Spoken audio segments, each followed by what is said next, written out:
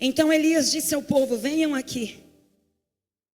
Todos se reuniram em volta dele, enquanto ele consertava o altar do Senhor, que havia sido derrubado. Pegou 12 pedras, uma para cada tribo dos filhos de Jacó, a quem o Senhor disse: teu nome será Israel. E com elas ele reconstruiu o altar em nome do Senhor. Depois ele cavou ao redor do altar uma valeta com capacidade suficiente para 12 litros de água. Empilhou lenha sobre o altar, cortou o novilho em pedaços e colocou os pedaços sobre a lenha. Em seguida ordenou: encham 4 jarras grandes com água e derramem a água sobre o holocausto e a lenha. Depois que fizeram isso, disse: façam a mesma coisa novamente. Quando terminaram, ele disse: agora façam o mesmo pela 3ª vez. Eles seguiram sua instrução, e a água corria ao redor do altar e encheu a valeta, ou como está na sua Bíblia, o rego. Na hora costumeira de oferecer o sacrifício da tarde, o profeta Elias se aproximou do altar e orou: ó Senhor, o Deus de Abraão, o Deus de Isaque, o Deus de Jacó, prova hoje que tu és Deus em Israel e que eu sou o teu servo. Prova que fiz tudo isso por ordem tua. Ó Senhor, responde-me, e que este povo saiba que tu, ó Senhor, és o verdadeiro Deus e está buscando o povo de volta para ti. No mesmo instante, fogo do Senhor desceu do céu, queimou o novilho, a madeira, as pedras e o chão, e secou até a água da valeta. Quando o povo viu isso, todos se prostraram com o rosto no chão e gritaram: ó Senhor, o Senhor é Deus. Sim, o Senhor é Deus. Amém? Pode sentar. Que essa unção poderosa se apegue sobre a sua vida. Restauração do altar. Eu quero pedir uma gentileza. Não caminhe agora. Não converse com a pessoa que está do seu lado. Se você precisar água, banheiro, vá rapidamente. Senta e foca a atenção aqui no altar. Uma das coisas que nós temos aprendido é que a distração, ela é uma grande inimiga da unção que o Senhor tem para liberar sobre nós. Então foca aqui, porque eu tenho certeza que desse altar estão jorrando fontes de águas vivas. Amém? Nós estamos vivendo um tempo muito tremendo. Nas primícias eu ministrei sobre um tempo onde o Senhor tem levantado um povo dentro do povo. Os remanescentes, pessoas que vão ser diferentes nesse tempo. Talvez você tenha percebido desde que você nasceu que você é diferente, né? E você faz parte desse grupo que Deus escolheu, que Deus separou para grandes feitos, amém? Você se identifica nessa noite? É diferente, não é? Quando Deus te chama, quando Deus te escolhe, quando Deus te designa na tua família para uma grande missão. Geralmente remidores geracionais, pessoas que são colocadas para restaurar lugares antigamente assolados e destruídos. Pessoas que são chamadas dentro das suas famílias, dentro da sua geração, para libertar pessoas de cativeiros espirituais. São pessoas que Deus vai requerer maiores renúncias. São pessoas que Deus vai requerer maiores sacrifícios. São pessoas que Deus vai requerer maior intimidade. Por isso que para muitas pessoas é sim, mas para você é não. E hoje eu venho falar sobre um encargo poderoso que está comissionado sobre a vida dos profetas. Nós entendemos nesse tempo o ofício do profeta. Deus aqui chamou o profeta Elias em um tempo de apostasia sobre Israel. Um tempo onde aquele povo estava apóstata da sua fé. Tinha aberto mão dos seus fundamentos, da lei, de tudo que eles tinham aprendido. Agora já não fazia mais sentido. Porque eles estavam idólatras. Porque com o tempo, o culto a Deus Baal e Azerá estava dentro do coração deles. Vocês sabem essa história. Vocês sabem que o rei Acabe casa-se com Jezabel. E deixa eu te falar uma coisa. Na casa que nasce um profeta, o primeiro principado que ele vai enfrentar na vida dele é Jezabel. Bem-vinda. Bem-vindo à perseguição. Bem-vindo à intimidação. Bem-vindo a lugares que você vai entrar e vai sentir que você está sendo expulso. Todas as vezes que nós carregamos um ofício profético, você tem uma grande função, um grande chamado, um grande propósito. É conduzir a vida espiritual. É trazer novamente o culto ao Senhor. É trazer uma palavra de arrependimento, alinhamento. E todas as vezes que alguém se levanta para alinhar uma nação, uma igreja, um grupo, uma pessoa, ela vai encontrar muitos obstáculos. Mas quando nós falamos de ministério profético, o primeiro principado que nós vamos enfrentar é um principado chamado Jezabel. Como que Jezabel trabalha? Intimidação. Você vai se sentir totalmente intimidado. Controle. Lugares onde você entra e você não tem liberdade para adorar a Deus como você gostaria. Sistema de religiosidade. Você é colocado dentro de uma forma. Não existe liberdade para os filhos. Jezabel, ela castra a adoração verdadeira ao Deus único, invisível e verdadeiro. Então, se você tem hoje essa convicção, que você se sente intimidado a estar em alguns lugares, bem-vindo. Porque existe um principado militando contra a sua vida. Principado de perseguição. Acabe faz uma aliança, ele casa com essa rainha má, perversa, que nessa ocasião era uma mulher.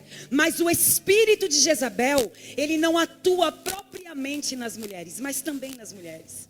Mas ele pode usar a vida dos nossos filhos em manipulação, controle, pode usar a vida do nosso esposo, pode usar a vida de líderes, pode usar a vida de outras pessoas lá no teu trabalho para castrar, te tornar estéril e paralisada. Uma das faces de Jezabel é não coabita.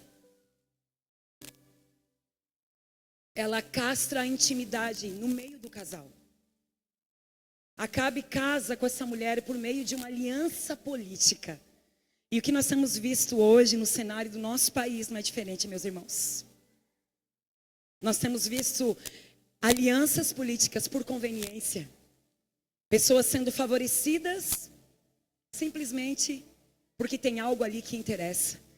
Então nós precisamos entender que Elias, Deus levanta Elias exatamente neste momento.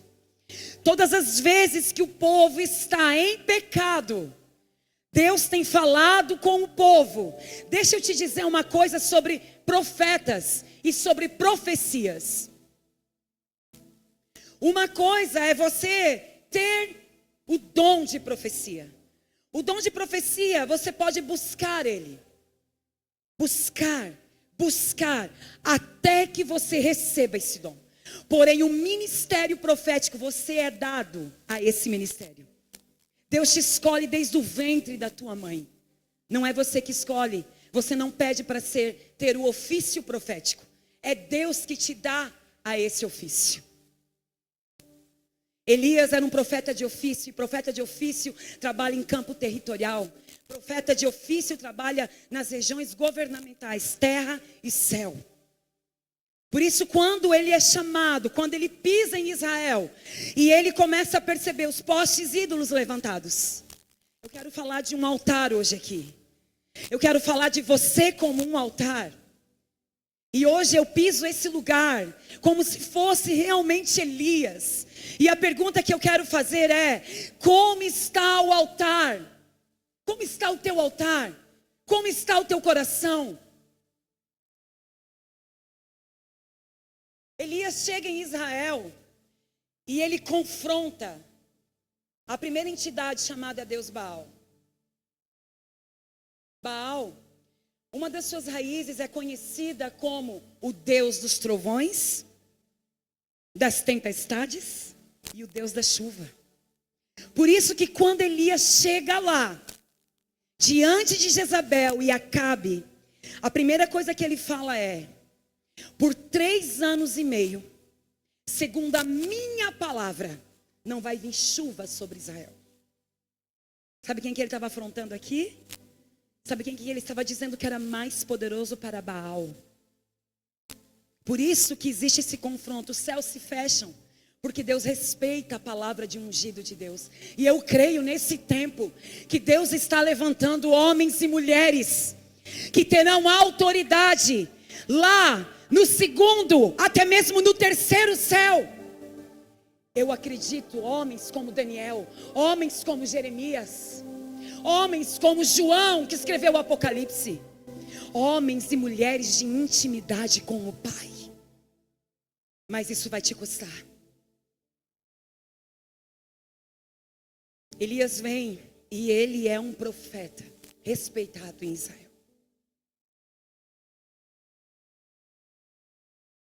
O que o Senhor desejava fazer aqui? Restaurar. Restaurar é devolver a forma original a alguma coisa. O pecado, ele tem um poder de deturpar a nossa identidade. O pecado, ele consegue pegar aquilo que Deus, desde a eternidade, projetou você para ser. Deixa eu te dizer uma coisa. O teu pecado, o pecado que muitas vezes nós cometemos, não nos representa diante do Senhor. Porque o Senhor não te vê dessa forma. Você não é o pecado que você cometeu. Eu quero profetizar sobre a tua vida hoje. Eu quero te liberar desse lugar de cativeiro espiritual. Hoje nós estamos diante de uma mesa preparada. E essa é uma noite de celebração. Porque para essa mesa, todos nós estamos sendo convidados. Mas eu quero fazer uma pergunta para a igreja no culto de ceia. Celebração de ceia. Até quando? Até quando? Até quando nós vamos cochear em 2 pensamentos? Cochear é manquejar. É estar paralítico. De um lado, é ser coxo. É ter pensamento uma hora aqui, uma hora ali, uma hora lá. Uma hora eu começo a devocional, outra hora eu não faço. Um dia eu oro, outro dia eu não oro. E hoje nós estamos falando de restaurar o altar do Senhor. Eu quero que você entenda o lugar que você está. Eu quero que você entenda que você saiu da sua casa hoje. Ei, domingo à noite, início de mês de fevereiro. Você poderia estar em tantos lugares hoje. Não é verdade? Você poderia estar no shopping, olha, com certeza lá estaria mais fresquinho que aqui. Está bem quente aqui na igreja hoje. Você poderia estar passeando com a sua família, é ou não é? Sim, mas você está dentro de uma igreja. E esse lugar também é um altar de adoração a Deus. Então Deus está falando com você aqui. Deus está nos chamando para vivermos. Temos homens aqui hoje? Tem homem aqui? Tem mulher aqui hoje? Deixa eu falar uma coisa para você. Deus está nos chamando para irmos mais profundo com Ele. Você está percebendo que o negócio está apertando para nós, igreja? É, eu estou percebendo. Cada dia as coisas estão apertando mais. E o Senhor está militando conosco para devolver a nós o formato original. Elias, ele era um profeta reformador. E eu profetizo nessa noite que estão se levantando homens e mulheres reformadores nesse lugar. Avivalistas, homens de referência para aquela geração. Perceba algo quando você fazer essa leitura. Elias, ele começa, eu acho incrível isso que diz aqui, ó. No 30, então Elias disse ao povo, venham aqui. Olha aqui para mim. As desculpas acabam aqui. Não olhe para o lado, olhe para mim. Olhe para mim. Deixa eu te dizer uma coisa. As desculpas acabam aqui. Quando Elias diz, venham aqui, a palavra de Deus diz, todos se reuniram em volta dele, enquanto ele consertava o altar. E aqui Deus falou comigo, existe um modo, existe um jeito, existe uma forma de fazer. E Deus deseja levantar você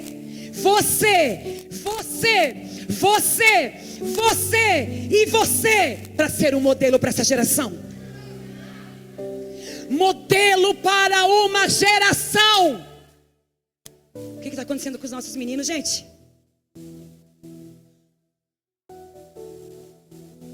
O que é que está acontecendo com os nossos meninos?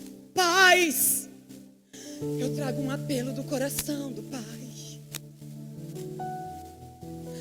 O que é que está acontecendo com as nossas meninas? Deus quer levantar homens aqui de referência. Homens que vão chegar hoje dentro da sua casa e vão dizer aqui, escuta aqui minha esposa, a partir de agora, eu quero que você olhe para mim.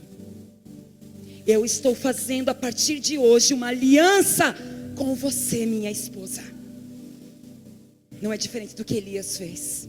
Ele reúne todo a Israel. E ele chega e diz assim, prestem atenção no que eu vou fazer. E um homem, quando ele está na presença de Deus, sabe o que acontece na casa dele? O primeiro a dar o passo numa reforma, num avivamento, num alinhamento, é o homem da casa.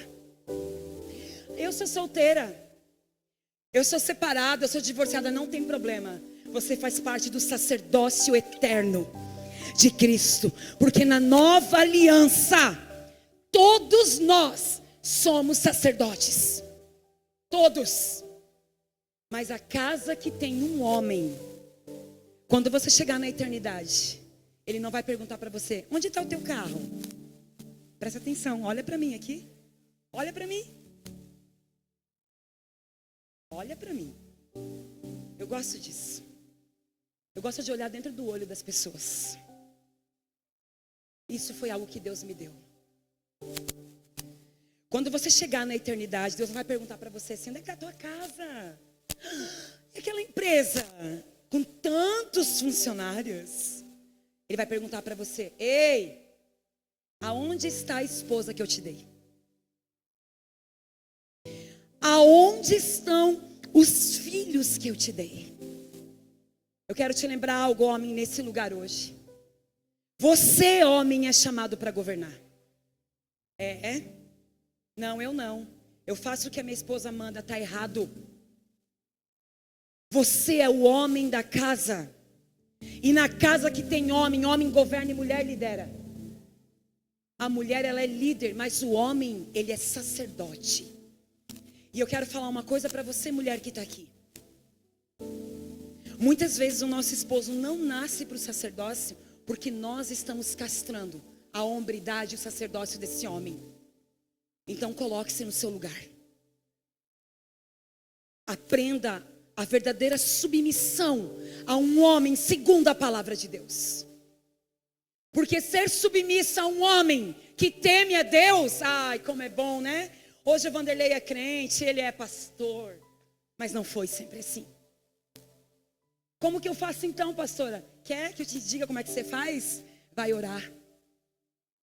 Dobra teu joelho. Passa as tardes no teu quarto, porque eu pedia para Deus, como que eu vou me submeter, Senhor, a um homem que se prostitui? Como que eu vou me submeter, Senhor, a um homem que bebe? Como que eu vou me submeter, Senhor, a um homem que não te conhece? E ele disse, busca em mim, porque eu vou te ensinar. E em pouco tempo, o meu esposo estava do meu lado. As desculpas acabam aqui. Nós precisamos tomar hoje exemplo da vida de Elias.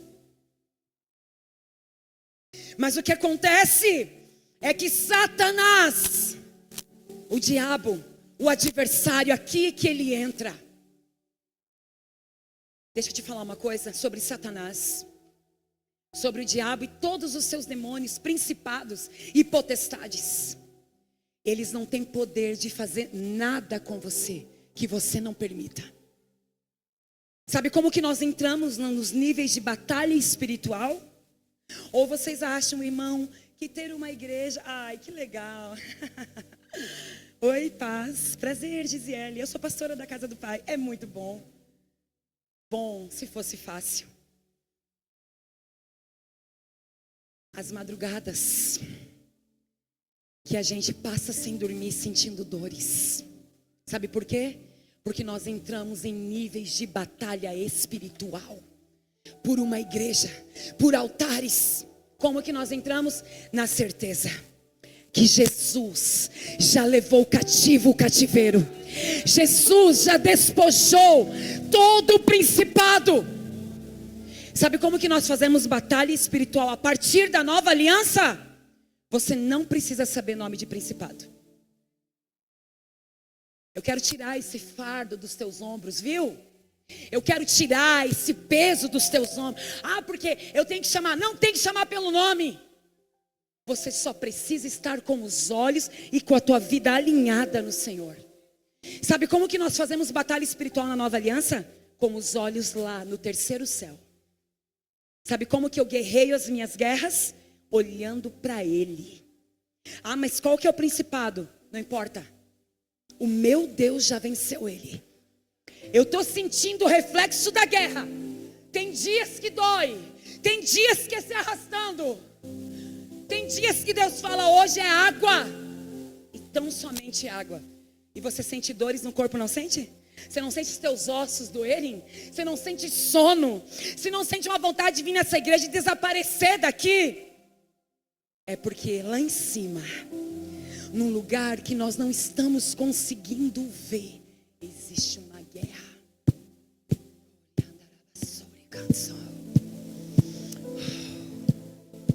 Você não está vendo? Agora, nesse momento, é uma guerra de tronos. É uma guerra de tronos. Por que que nós viemos para celebrações? Para nos fortalecer, para receber essa ambiência profética e sairmos daqui e darmos uma resposta. Esse é o nosso tempo. Deus tem falado aos profetas dessa casa. Deus tem dito sobre um transicionamento de manto. Toda vez que Deus vai transicionar o manto de unção que Ele jogou sobre você, vai se abrir uma nova estação. Vai se abrir um novo ciclo. Mas o Senhor vai te exigir mais. Mais. Mais. Eu quero ser como o profeta Elias. Eu quero ser como Eliseu. Você quer ser como Eliseu? Então se submete. Desce na olaria. Tá doendo? Vai doer. Vai doer muito? Vai doer muito. Mas deixa eu te dizer uma coisa, vale a pena. Vale a pena ser lavado. Ei, mulheres, vale a pena ser uma mulher santa diante de Deus. Vale a pena você ver o inimigo, você sentir ele fungar no teu ouvido. Mas ele não pode te tocar, porque o sangue de Jesus está sobre você. Vale a pena. Vale a pena. Eu quero te instigar hoje a olhar para os teus filhos, a olhar para a tua casa, a olhar para a tua esposa, olhar para o teu esposo e a partir da tua vida, alinhar a tua vida. O que eu faço com o pecado? O que você faz com o pecado? O pecado se extingue ele da tua vida. Como que eu faço isso? Vamos lá. Vamos lá. Quero que você entenda essa noite. A primeira coisa que Elias faz. A primeira coisa que Elias faz, depois de lançar a palavra, ele lança a palavra e ele desaparece, né, gente? E o que aconteceu em Israel? O céu se fechou. E o Deus das tempestades, das chuvas, dos trovões, não pôde fazer nada. Nada. Nada. pela palavra de um homem. Ei, olha para mim. Olha para mim. A Bíblia diz que Elias era sujeito às mesmas paixões que eu e você. Sabe aqueles desejos que você sente? Sabe aquelas vontades que estão por dentro de você? Elias, ele era sujeito assim como Jesus. Mas eles venceram. E se eles venceram, nós também venceremos. Ah, meu irmão, há poder no sangue de Jesus. Eu amo aquela canção que diz: há poder no sangue de Jesus. Há poder no sangue de Jesus. No meio da batalha. Pra cadeias quebrar, cadeias quebrar, cadeias quebrar. É ou não é? Junta então agora as 12 pedras. A primeira coisa, vamos restaurar esse altar. Está fechado, está tudo seco, não tem o gado está morrendo, não tem onde comer, não tem o que mais beber. E Elias faz uma pergunta para o povo: até quando vão cochear em dois pensamentos? Vai ali na tua casa. Ninguém responde nada. O povo de coração duro, incrédulos. Gente, será que nós estamos vivendo isso também? Olha para mim. Você está vendo a miséria da tua geração? Olha para mim. Você está vendo a miséria que a tua família está vivendo. Você está vendo a miséria que os teus irmãos estão vivendo. Você está vendo a miséria que o teu marido está vivendo. E será que ainda assim você está cocheando em dois pensamentos? Ou será que quando Deus fala com você, você consegue se quebrantar, dobrar os teus joelhos e começar a orar ao Deus invisível? Altar é lugar de conexão. Se eu quero ter uma conexão com Deus, eu preciso restaurar o altar. Altar é o lugar de encontro. Altar é lugar de renúncia. Altar é lugar de sacrifício. Altar é lugar de encontro de céu e terra. E deixa eu te falar uma coisa. Reis e presidentes foram chamados para governar a terra. Agora sacerdotes foram chamados para governar as leis espirituais nas regiões celestiais. Você entendeu o que eu falei? Você olha lá para aquele presidente, você olha lá para aquele STF, você olha lá para os deputados, você olha para a Câmara de Vereadores da tua cidade, você olha para o teu prefeito e você fala: uau, ele é autoridade. E ele é. Eles devem ser respeitados como tal, porque eles são autoridade. Mas eu quero te falar uma coisa: o sacerdócio que você carrega é superior ao dele, em termos de autoridade. Deixa eu te dizer uma coisa: homens e mulheres alinhados começarão a liberar palavras nesse tempo. E eu quero profetizar que você está aqui hoje. E eu quero ouvir você profetizar. Profetizar sobre a nação do Brasil. Profetizar sobre principados da nossa nação. Profetizar sobre as famílias, sobre a podridão que está querendo entrar nas escolas, nas faculdades. Eu quero ouvir homens e mulheres de Deus, o Senhor está dizendo, abrindo os seus lábios e profetizando sobre as nossas crianças, sobre os nossos adolescentes, sobre os nossos jovens. Restaure o altar. A palavra do Senhor diz que Ele traz 12 pedras. Anote isso. Essas 12 pedras apontam para as 12 tribos de Israel. Os 12 filhos de Jacó. Ou seja, essas 12 pedras representam agora o governo de Deus sobre a terra. Esse é o desejo de Deus. Você que está lá atrás com a mão levantada. Esse é o desejo de Deus para a tua vida. Que você se levante como uma profetisa do Senhor. 12 é um número de governo no hebraico. 12 é um número de alinhamento de governo. 12 pedras, 12 filhos de Jacó. E uma coisa interessante que ele fala, leia comigo no 31. 1 Reis 18, 31, leia comigo. Coloca no telão aqui. Ele diz: pegou 12 pedras, uma para cada tribo dos filhos de Jacó, a quem o Senhor disse: teu nome será Israel. E com elas reconstruiu o altar do Senhor. Todas as vezes que você levanta esse altar, que você reconstrói, lembra dessas 12 pedras. Porque aqui nesse altar o Senhor está lembrando a tua identidade espiritual. Teu nome será Israel. Deus lembra no altar que você está reconstruindo para Ele a tua identidade. Nós precisamos nesses dias, assim como Elias disse para Israel: Israel, não esqueça quem vocês são. Não esqueça que vocês têm um chamado. Não esqueçam a quem vocês pertencem. Deus está dizendo para nós. Põe para mim aqui Isaías capítulo 63, versículo 16. Isaías 63, versículo 16. Esse é o nosso Deus. Diz assim: entretanto, tu és o nosso Pai. Olha isso agora. Abraão nos conhece, e Israel nos ignora, mas tu, Senhor, és o nosso Pai, e desde a antiguidade te chamas nosso Redentor. Olha aqui para mim. Desde o início da fundação do mundo, lá no Gênesis, já havia um altar do encontro. Vocês lembram? Deus vinha todos os dias para um relacionamento. Todos os dias Ele vinha. Lá foi o primeiro altar.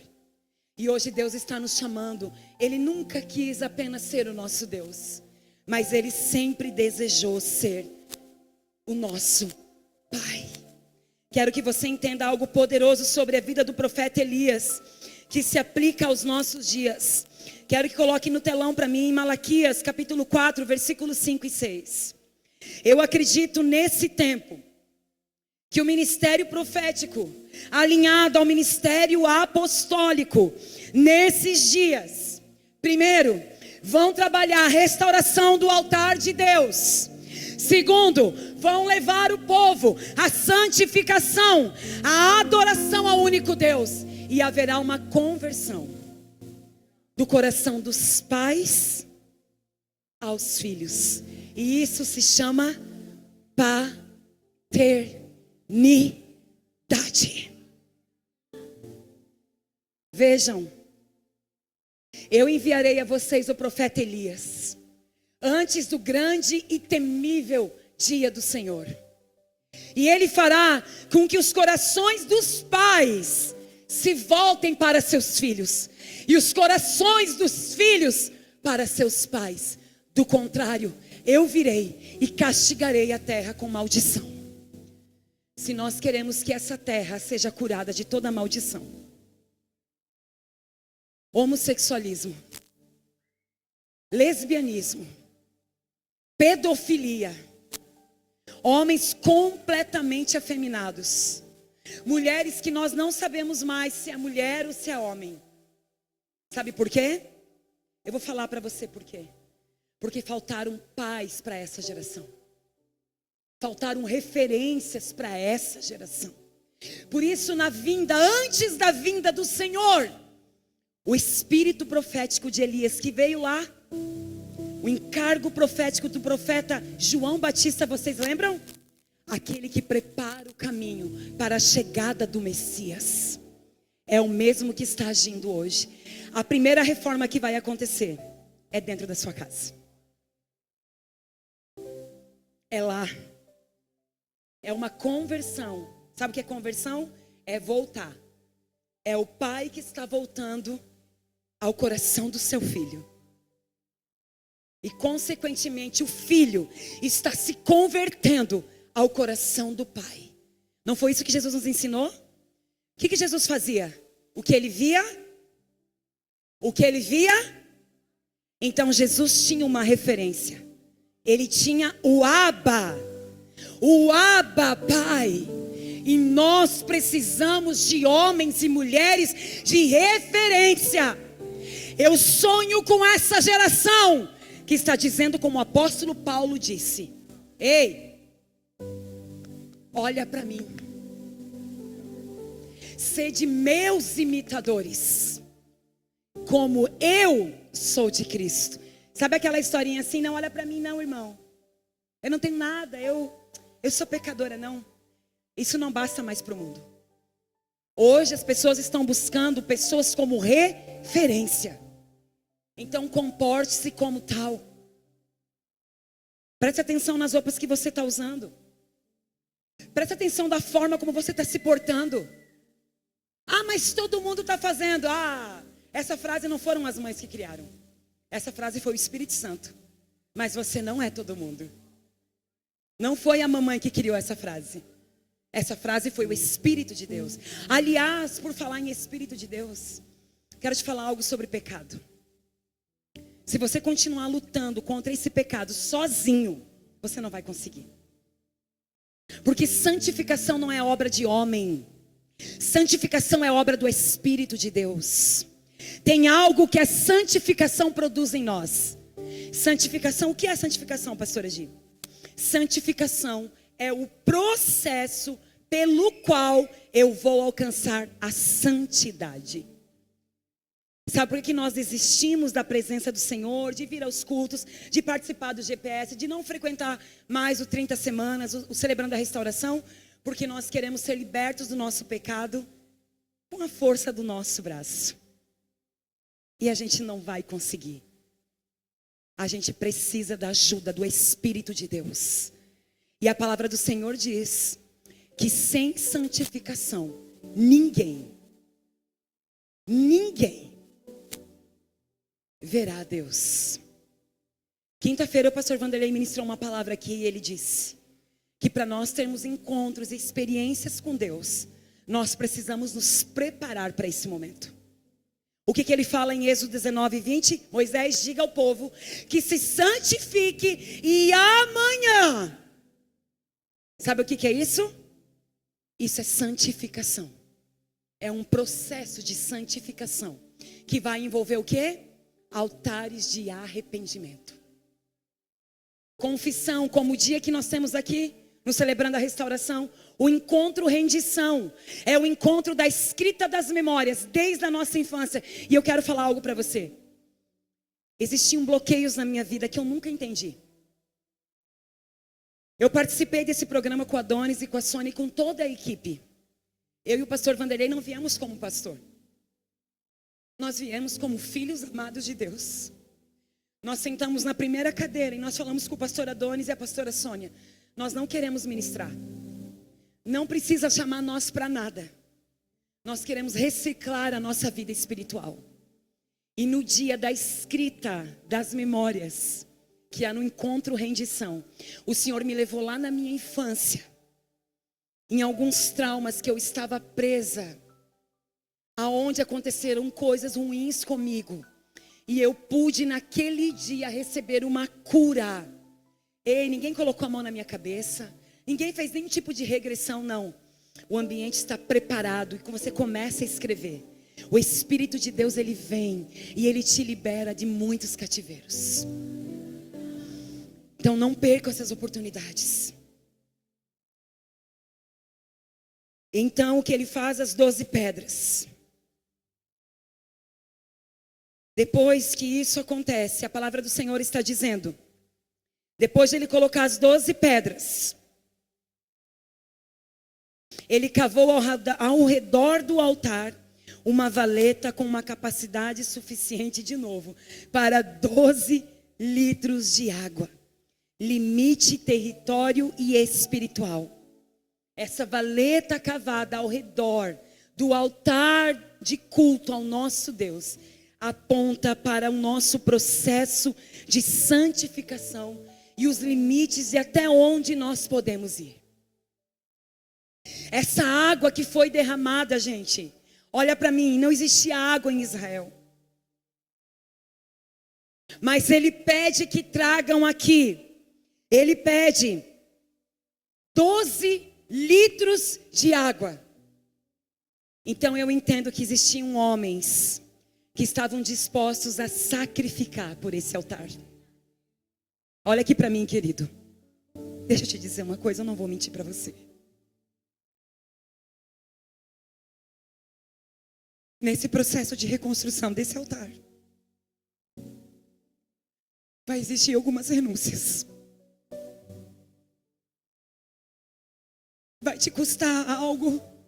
Muitas vezes vai custar algo que você gosta muito, que você ama. Eles tiveram que cavar ao redor do altar. Isso mostra esforço. Esse lugar é tomado à força. Não espere que a tua carne queira jejuar. Não espere que você vai acordar de manhã. Oi, Gisele, bom dia. Eu sou a tua carne. Vamos orar? Porque você precisa orar, Gisele, para que você possa se conectar ao Espírito. Nunca vai acontecer isso. Essa água que foi colocada ao redor desse altar é uma água que está jorrando do altar do Senhor e está encontrando nós essa noite. É essa água que o Senhor está nos convidando a beber. A lenha, meu Deus, tanta coisa. A lenha. A palavra, põe para mim Levítico capítulo 6 aqui, versículo 12 e 13. Eu preciso ler isso. Eu preciso ler isso. Já estou me encaminhando para o final, mas eu preciso ler essa passagem. A lenha sempre será a responsabilidade do sacerdote. Colocar a lenha todos os dias. Olha o que diz Levítico capítulo 6, versículo 12 e 13. O fogo, pois, sempre arderá sobre o altar, não se apagará. Agora escute, tem um ponto e uma vírgula na minha Bíblia.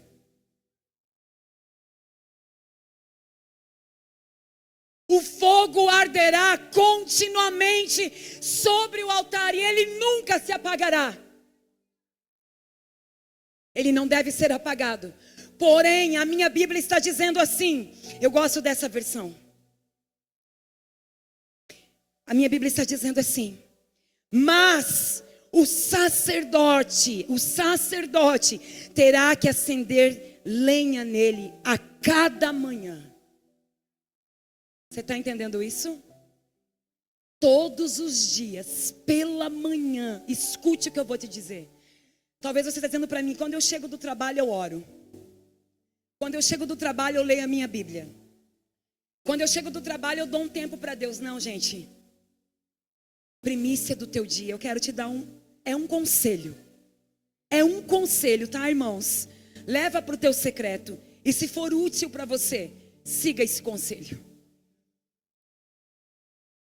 Para que esse fogo permaneça aceso todas as manhãs, você precisa reservar um tempo para ele. Ah, mas eu começo a trabalhar às 6, acorda às 4. Acorda às 5. Ah, mas não vai dar certo.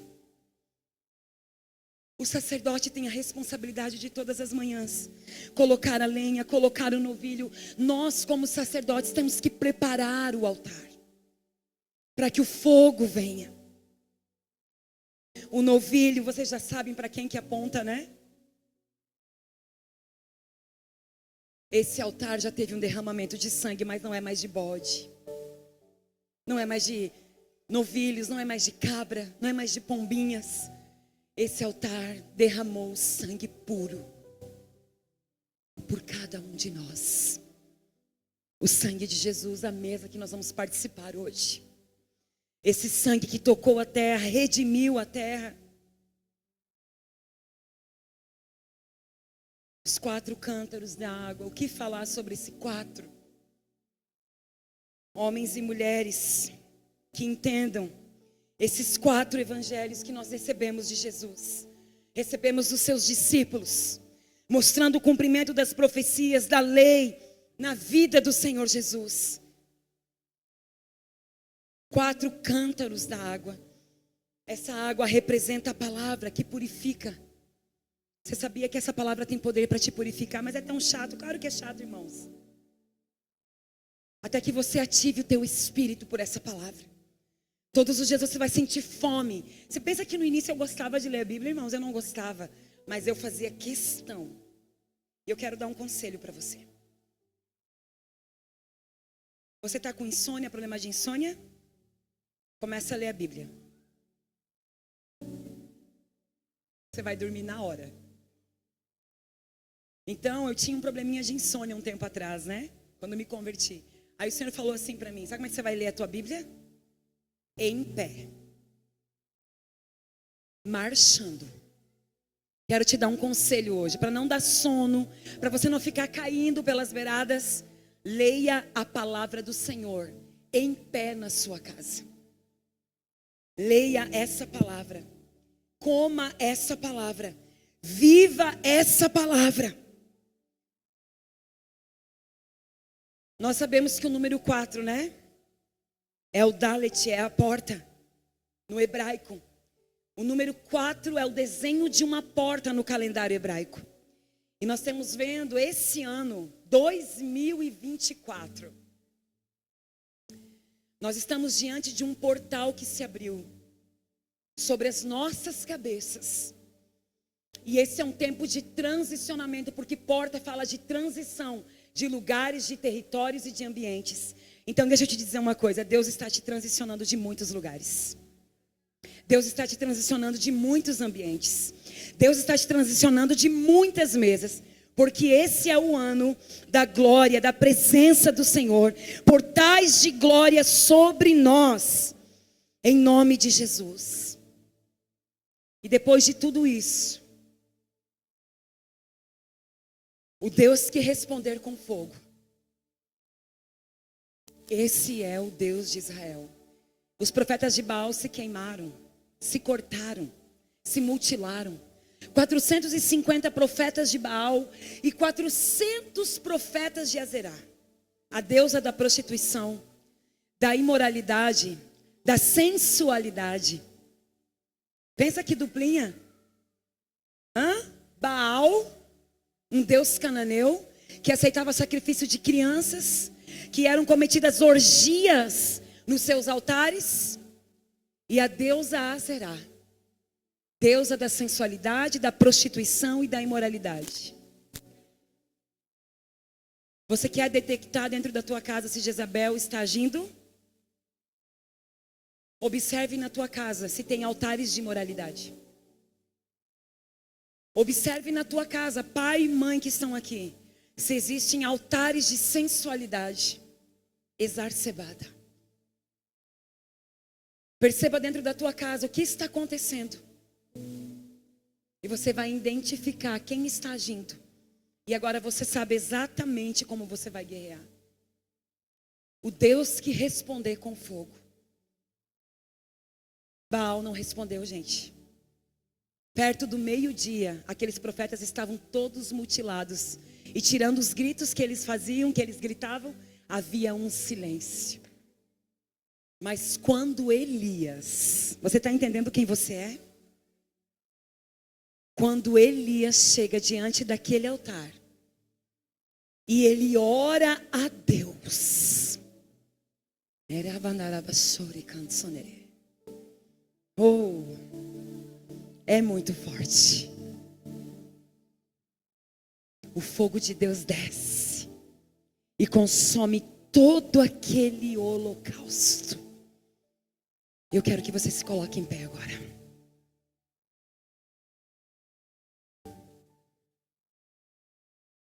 Eu quero profetizar agora sobre a tua vida. Eu quero que você toque em você agora. Toca em você. Toca em você assim. Nós somos esse altar. Olha para você. Olha para quem você é, homem. Olha para quem você é, mulher. Olha, jovem, olha para você. Entenda quem você é nessa terra. Entenda que Deus te chamou para levantar um altar, para conectar o céu e a terra. Escuta, jovens que estão aqui. Nós precisamos de vocês nas faculdades, viu? Por muito tempo você ouviu que você não precisava fazer faculdade, não podia, porque você ia se perder. Mentira. Deus precisa te encher do Espírito Santo e te enviar para aqueles lugares, para que você conecte o céu com a terra.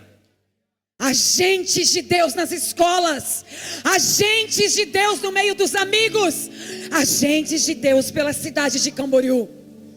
Nós precisamos de jovens queimando por Deus, jovens que tenham uma vida de santidade, jovens que sejam separados nesse tempo, mulheres cheias do Espírito Santo, como Isabel, que gerou João Batista. Uau! Aquela criança que já saltava no ventre daquela mulher, cheia do Espírito Santo de Deus.